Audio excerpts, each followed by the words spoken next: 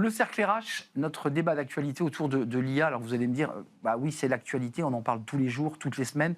L'IA face au travail, le travail face à l'IA, les salariés évidemment face à cette technologie qui leur fait peur. On pourrait peut-être appeler ce débat la belle et la bête, parce que l'IA c'est un peu ça, c'est à la fois très affriolant et très effrayant. Mes invités, mes experts sont avec moi. À ma gauche, Sylvain Bersinger. Bonjour Sylvain. Bonjour. Très heureux de vous accueillir. Économiste, et vous dirigez Bersinger Co. Merci d'être avec nous. Face à vous, Mehdi Kossaneladji. Bonjour Mehdi. Bonjour. Très heureux. On a toujours besoin d'un avocat pour nous éclairer évidemment sur les enjeux de droit. Avocat en droit social, cabinet Harley.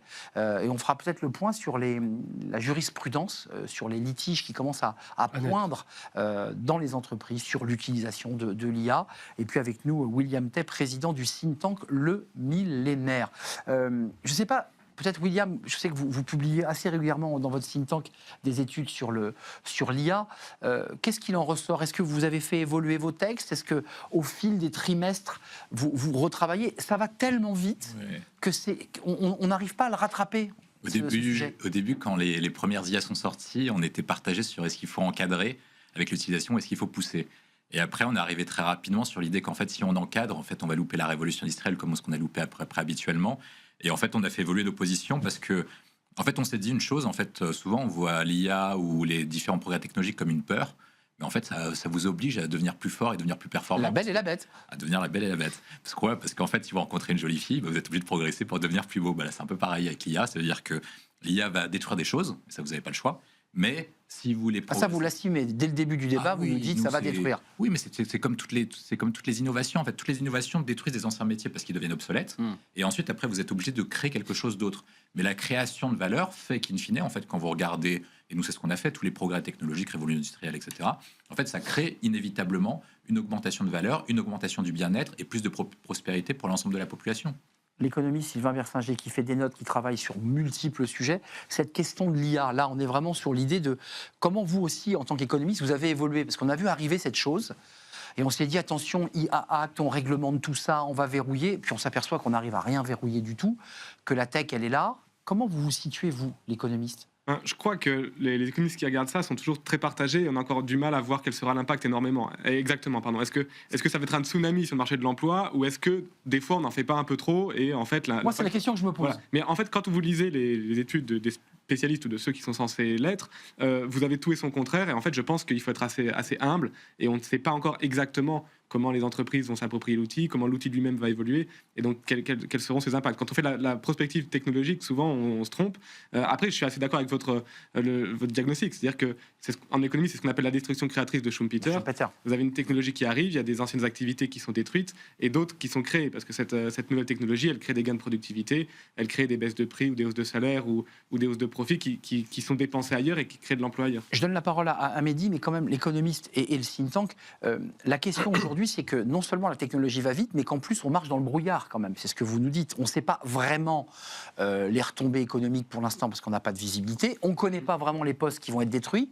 On connaît seulement des blocs oui. Des morceaux de métiers qui disparaissent, on a compris. Tout ça est très flou pour un économiste qui aime bien travailler quand même sur des données. Mais c'était exactement la même chose avec, par exemple, Internet. Quand il y a 20-25 ans, Internet a émergé. À l'époque, au début des années 2000, l'idée, c'était de dire tout le monde va aller habiter dans les campagnes parce qu'on pourra tous télétravailler. Et en fait, on a vu qu'il y a une concentration à l'inverse, il y a une concentration encore plus dans les métropoles parce que l'économie s'est tertiarisée et le tertiaire est dans les villes. Donc en fait, si je prends cet exemple-là, il s'est passé exactement l'inverse de ce qu'on attendait. Donc les prédictions des économistes et des autres, d'ailleurs, ne sont pas toujours celles qui arrivent vraiment. Voilà, je pense qu'en matière notamment de technologie, il faut être assez prudent sur les prévisions. Mehdi Kossaneladji, vous êtes avocat, et je le disais en souriant, mais c'est intéressant parce que les avocats, ils prennent aussi le pouls de la vie des entreprises, notamment les avocats en droit social. Est-ce que l'IA est sur toutes les lèvres par rapport aux clients que vous rencontrez? Vous l'avez dit tout à l'heure, La Belle et la Bête, c'est une histoire d'amour, on est en pleine exaltation. Alors, exaltation ou dépression, ça dépend à quel niveau d'histoire d'amour on est en fait. Je rebondis sur votre analyse. En réalité, on ne sait pas très bien où on va, parce qu'en fonction des métiers, des secteurs d'activité, des lieux du monde, ça va être complètement différent. En France, les entreprises, bien évidemment, elles sont saisies soit parce qu'elles en ont envie, parce qu'elles le souhaitent. Et alors là, c'est... Il y a un désir d'IA, quoi. Mais soit il y a un désir réel d'IA, et je pense souvent à l'amélioration, la productivité, le bien-être de mes salariés. Alors, vous l'avez dit tout à l'heure, il y a des contentieux. Il n'y en a pas beaucoup, il y en a 3 ou 4. Et c'est, pour l'instant, c'est des tribunaux qui se sont saisis parce que le CSE, effectivement, a dit l'IA, c'est une révolution numérique, c'est une mutation technologique. Mais c'est quand même intéressant ce que vous dites. Les CSE font des recours assez réguliers. D'ailleurs, l'entreprise doit payer souvent l'expertise sur le droit du travail pur. Là, il y a quand même des CSE qui lèvent la main et qui disent attends, qu'est-ce qui se passe là? On voudrait savoir ce qui se mais passe il y en a qui se lèvent la main parce qu'il y en a plein d'autres qui sont, en fait, qui travaillent en totale collaboration avec le chef d'entreprise. Il y a plein de chefs d'entreprise qui travaillent avec les délégués syndicaux sur la gestion des compétences, la formation, ou avec le CSE en se disant, tiens, on va introduire une nouvelle technologie, c'est pas une amélioration, c'est pas une mise en conformité, c'est vraiment qu'est-ce qu'on va en faire, et on travaille avec le CSE. Certains se disent, parce qu'avec le CSE, ça peut être plus long. Parce que peut-être qu'il y a un passé ou un passif avec ce CSE, on va dire que c'est une zone test. Ça ne fonctionne pas. Nanterre, Créteil nous disent, ça ne fonctionne pas quand c'est une vraie révolution avec un impact sur l'emploi et sur beaucoup de gens. Il faut consulter le CSE. Sinon, ce n'est pas simplement on paie l'expertise. Surtout, on suspend la mise en œuvre. C'est ça qui est difficile. Mais il y a beaucoup de chefs d'entreprise qui en discutent. Compte tenu que les CSE n'ont pas forcément la compétence technique, ils ne sont pas des ingénieurs DSI ou data scientists ou je ne sais quel terme, pour pouvoir ouvrir le capot et de savoir ce qui se passe dans l'algo. Je parlais avec une avocate, je ne citerai pas son nom parce que nous sommes à l'antenne, mais elle évoquait à l'occasion d'une conférence devant un parterre très choisi de dirigeants d'entreprises du CAC 40, que ces dirigeants avaient acheté des technologies, William Tay, sans trop savoir ce qu'ils avaient acheté. Il y a quelque chose comme ça, de d'ordre un peu du fantasme. On est dans l'IA, on se jette dans l'IA comme une piscine brûlante. On ne sait pas trop dans quoi on jette, mais on jette dedans. Non, parce que c'est à peu près normal. De toute façon, à chaque fois que vous avez une révolution technologique, vous êtes quasiment obligé de l'acheter parce que, de toute façon, les entreprises sont sur un marché qui sont concurrentiels. Donc, si votre concurrent a un avantage technologique que vous n'avez pas... C'est un très beau business, l'IA. Forcément, vous avez des points de retard par rapport à lui. Et surtout, vous avez une question d'effet de mode. Ça veut dire qu'en fait, les dirigeants de boîtes, la plupart du temps, sont plutôt salariés que propres dirigeants eux-mêmes, surtout dans le CAC 40. Et donc, ils dépendent de leur place d'un conseil d'administration. Et donc, par conséquent, ils ne peuvent pas apparaître comme rétrogrades ou trop vieux, sinon, à moins de se faire remplacer. C'est intéressant ce que vous dites. On ne traite jamais ce sujet. Moi, je pense que le point sur l'IA, même si on ne sait pas exactement quels métiers vont être touchés, on a quand même des tendances globales.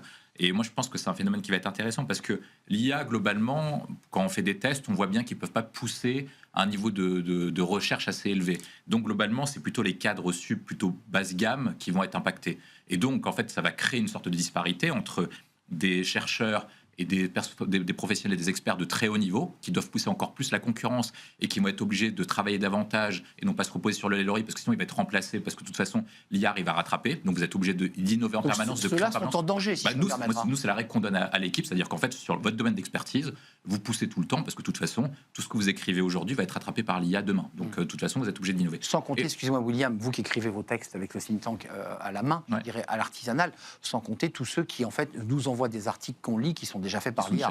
Bien sûr. Enfin, je veux dire, mais même dans le domaine juridique. Si vous voulez réussir sur un marché, vous êtes obligé de créer de la haute valeur ajoutée et donc de pousser la réflexion. Donc ça va être intéressant en termes d'innovation et de Donc, il faut être encore meilleur. Il faut être encore meilleur. C'est comme une compétition sportive, il faut être meilleur. Et ensuite, après, l'autre point que moi je vois intéressant, c'est que comme une grande partie des métiers sur lesquels l'éducation nationale et même le monde occidental a poussé se dire CSP+, diplôme, ce qu'on appelle les bullshit jobs, vont petit à petit être Lionel Jospin, quoi. Voilà. Une classe d'âge, 80% d'une classe d'âge au bac. Vont être supprimés.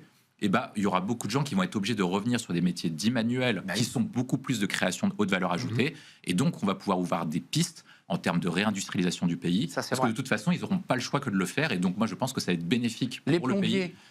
Les plâtriers, les maçons, les chaudronniers, les soudeurs, tous ces métiers qui ont été dévalorisés pendant presque 40 ans. Vont être valorisés après l'IA. Vous êtes d'accord, là, cette analyse, là, à l'aune de vos compétences d'économiste, c'est-à-dire les cols blancs vont disparaître ou s'effriter au profit des cols bleus qui vont retrouver la main, le savoir, la pratique, la technique.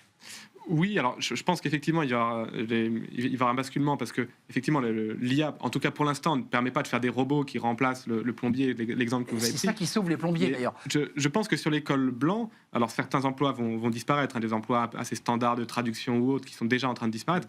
Mais je pense que peut-être plus qu'une disparition des emplois, c'est une transformation des emplois qui est à l'œuvre et qui va avoir lieu. C'est-à-dire qu'on fera peut-être le même métier, mais on le fera différemment.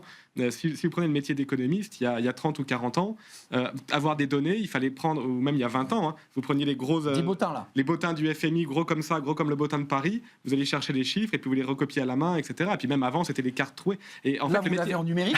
et là, vous l'avez en 3 clics sur Internet gratuitement. Attendez, donc en fait, on le va métier a plus déjà loin. beaucoup changé. Parce que vous mettez vos données ensuite sur Claude, ChatGPT Oui. ou je ne sais lequel. Il les synthétise. Et il les synthétise. Et déjà, il Oui, vous offre bien quelque sûr. chose. Mais ce que je veux dire, c'est que le métier a déjà beaucoup changé au cours des dernières décennies avec l'évolution technologique, mais le métier n'a pas disparu. Il a évolué. C'est-à-dire que là où on passait la moitié de sa journée à faire quelque chose, maintenant on passe 5 minutes et on fait autre chose. Juste avant de donner la parole à Mehdi, parce que l'enjeu du droit est impacté de la même manière, ça vous oblige, comme dit William, à être encore meilleur, parce que là, on est sur les métiers de l'écrit, de la savoir, des métiers intellectuels. Est-ce que vous dites, il faut que j'upgrade? Parce que ce que me propose ChatGPT est déjà d'un très bon niveau.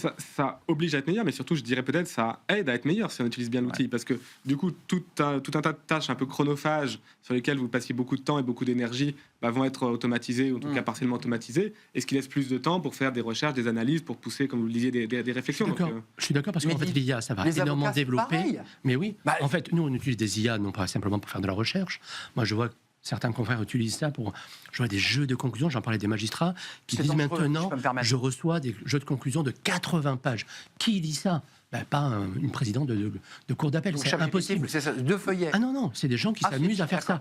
Mais en réalité, l'IA, c'est aussi être un assistant génial, très personnel, et ça, c'est super. Et je pense aussi, en vous écoutant, à des IA qui vont donner désormais des instructions. Moi, j'ai des clients qui travaillent dans la logistique. Oui. Ils ont des IA qui vont connaître l'entrepôt, les références, les milliers, les dizaines, de centaines de milliers de références, qui vont dire à un être humain, au fait, William, c'est dans la zone 843B, comme ça. C'est ça qui va se passer également. Exact. C'est pas ça va pas Oui. détruire leur... Il ingurgite tellement de données. et mais ça tellement va de matière. donner aussi des éléments, entre guillemets, d'indication en disant c'est là qu'il faut que tu ailles. Mais certains évoquent, je voudrais vous soumettre, c'est un sujet d'actualité, et je dirais c'est un sujet philosophique. Donc quelque part, on est au carrefour entre le droit, le think tank et l'économie. La philo est au milieu.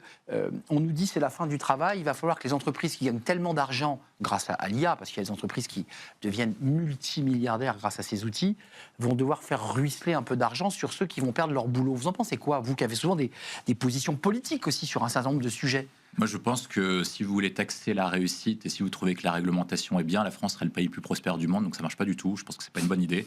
Sinon, en tout cas, on serait le pays le plus prospère du monde. Moi, je pense que ça marche pas parce que de toute façon, l'IA... On serait prospère parce qu'on taxe beaucoup, c'est ça que vous Voilà, dites? mais ça, c'est D'accord. pas le cas parce qu'on est quand même premier dessus. Moi, je pense que quand vous regardez ce qui s'est passé, même sur les grandes dernières mutations technologiques, ils ont fait à peu près toujours la même chose, c'est-à-dire que vous avez toujours une création. De toute façon, l'entreprise qui a créé ça va inévitablement vouloir faire de la croissance horizontale et donc aller dans d'autres secteurs. Et donc, ils vont de créer des hubs ou des structures qui vont être plutôt complètes parce que de toute façon, vous avez besoin d'investir pour faire tourner votre modèle et que votre modèle, sinon, si vous ne investissez pas, c'est un peu comme Microsoft. Ils ont commencé avec un logiciel d'exploitation et puis après, ils ont fait des m'autorise. portables, ils ont fait des Vous ordinateurs. avez vu Bruno Le Maire à l'époque, aujourd'hui encore l'Europe qui dit à Google, attendez, vous n'allez pas tout embarquer aux États-Unis, on va vous taxer un petit peu quand même. Vous voyez, c'est ça une forme de ruissellement, non? Oui, mais le ruissellement par l'impôt n'a jamais fonctionné historiquement. Moi, je pense que ça marche. L'économiste Par contre, William. l'avantage, moi, je pense que ce qui va être, c'est qu'en fait, ils vont dégager des marges.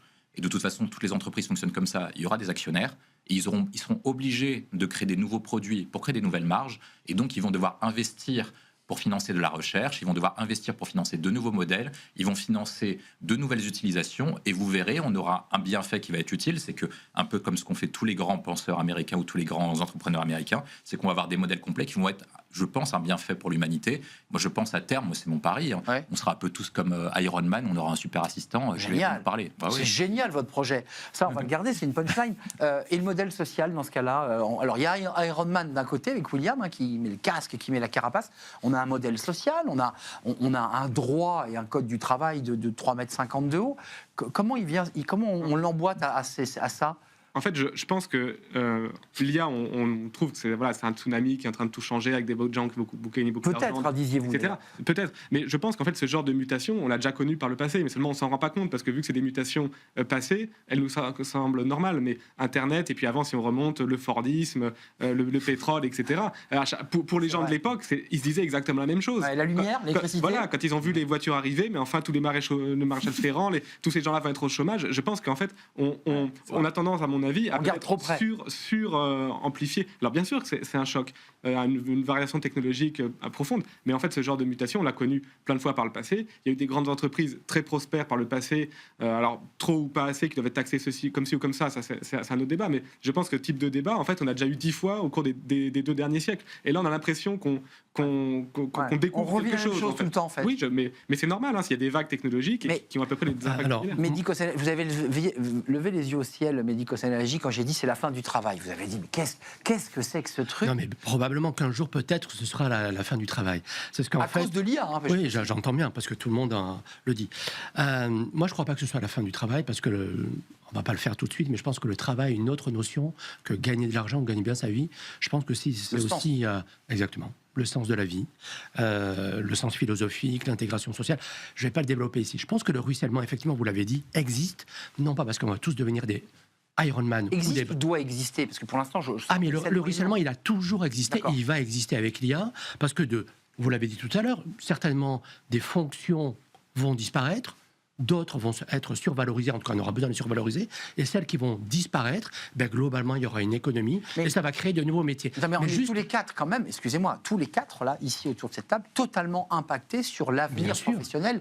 On est quand même suspendus au fil de l'IA. Les avocats le sont, les intellectuels, ceux qui font des études, les économistes, et évidemment les journalistes. Oui, mais l'IA, on annonce plein de choses en disant on va devenir des Superman, des Iron Man. On a annoncé il y a 10 ans ou 5 ans, j'exagère, que la voiture serait autonome en 2020. Elle ne l'est pas. Il y a peut-être encore des petits bugs. Et Iron Man, c'est peut-être pas encore notre culture. Je pense que l'IA, elle est aussi par part entier du monde et qu'elle tient aussi des valeurs culturelles des zones où on est. Alors, je ne dis pas qu'on va tous finir Super Dupont, mais en tout cas, je pense qu'il y a évidemment... Dupont-la-Joie. Non, surtout pas. Un maintien du travail, parce que le travail c'est essentiel, et qu'il y a un ruissellement évident. Donc il y a de l'optimisme dans un secteur, vous qui êtes avocat, excusez-moi d'y revenir, dont on sait qu'il fait partie des secteurs qui peuvent être les plus impactés. Oui. Donc vous aurez la valeur ajoutée pour apporter quelque chose en plus. Mais en fait, je ne ferai plus, ou on ne fait plus, des travaux qui n'apportent aucune valeur, aucun intérêt. Surtout le monde du travail. William et Sylvain. Il y a quand même 2 outils qui sont intéressants avec l'IA. Moi je pense, et ce que j'avais dit à l'équipe quand on avait fait la réunion, ça va être le processus de sélection naturelle, ça va dégager les nuls. Donc ça, c'est quand même pratique. Excusez-moi, on en fait quoi des nuls? On leur propose un revenu universel? On les met sur une île déserte? Ils vont faire autre chose. Et puis surtout, le fait que vous ayez connu un échec, une mauvaise expérience, vous oblige en fait à vous renouveler, parce que l'humain est comme ça, parce qu'il veut toujours s'en sortir, c'est l'instinct de survie. Ensuite, après, moi, je pense que ça développe autre chose. C'est-à-dire qu'en fait, nous, on a mis le paquet, et c'est le système qui fonctionne comme ça, sur le modèle éducatif. C'est-à-dire que vous recevez un apprentissage, vous l'apprenez, vous le recrachez bêtement. Aujourd'hui, avec l'IA, ce ne sera pas forcément utile parce que savoir recracher quelque chose n'est pas utile. C'est vrai. Par contre, ça vous oblige à autre chose, ça vous oblige à savoir comment penser. Donc, plutôt que de vous donner à manger, ça va obliger les Français à savoir comment pêcher et comment aller nourrir quelque chose. Ouais. Et autre chose, c'est que ça va mettre les qualités sur autre chose qui, moi, je pense, sont fondamentales au XXIe siècle. Vous apprend à monter un fil et accrocher l'hameçon. Ça vous apprend des qualités sociales qui, aujourd'hui, sont prédominantes pour pouvoir réussir dans la vie. Quand vous élevez vos enfants, en fait, vous dites très bien qu'en fait, s'ils veulent réussir dans la vie, il faut qu'ils soient charismatiques, il faut qu'ils sachent parler, il faut qu'ils sachent pouvoir... L'oral prend de la place dans l'IA. Et moi, je pense que ça va développer de nouvelles compétences qui vont permettre à l'humain, in fine, mais même la conclusion, être meilleur que celui de 2020. Sylvain, Mehdi, tous les deux, vous êtes confrontés à cette question-là. Parce que vous êtes confronté à l'idée que vous avez beau avoir un super outil IA, quand vous êtes face à votre client, il faut quand même savoir faire émerger les points saillants. On est d'accord. Moi, je ne pense pas du tout que l'IA va remplacer. Il va remplacer certains emplois très standards, mais des emplois d'économistes, je ne pense pas du tout, même avocat, je ne pense pas qu'on va être remplacé par l'IA. Je pense que notre métier va évoluer. Rappelons-nous qu'il y a... Et les journalistes aussi, vous pensez qu'ils vont être remplacés? Ils vont évoluer. Ok. Rappelez-vous qu'il y a 80 ans, Keynes, qui était quand même un des plus grands économistes, avait dit en l'an 2000, on travaillera pratiquement plus parce que de toute façon, les machines auront tout remplacé. C'est vrai, en fait, on travaille, alors peut-être un petit peu moins qu'à l'époque, mais enfin, on travaille toujours beaucoup.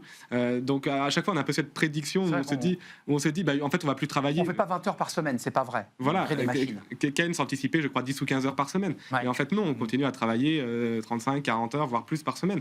Donc, je ne crois pas du tout à la fin du travail. Donc il y a quand même un vent d'optimisme qui flotte sur ce plateau à travers les regards Mais croisés que vous avez. Tout à l'heure, vous le disiez, William, l'altérité, ça devient particulièrement important. C'est vrai. Regardez les sociétés de services à la personne.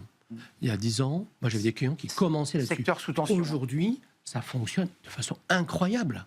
On trouve, et on a du mal à recruter vrai. des gens qui ont ces qualités-là. Et ces personnes-là apprennent justement, grâce à l'IA. On les met dans certaines situations. Mais au fond, être en contact avec notre humain, ce n'est pas l'IA qui va lui apprendre.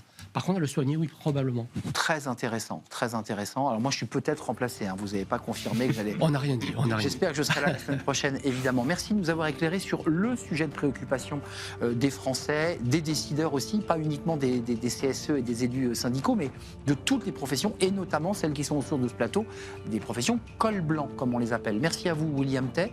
Vos études à découvrir sur le think tank Le Millénaire, parmi lesquelles des études autour de l'IA, qui ont évolué.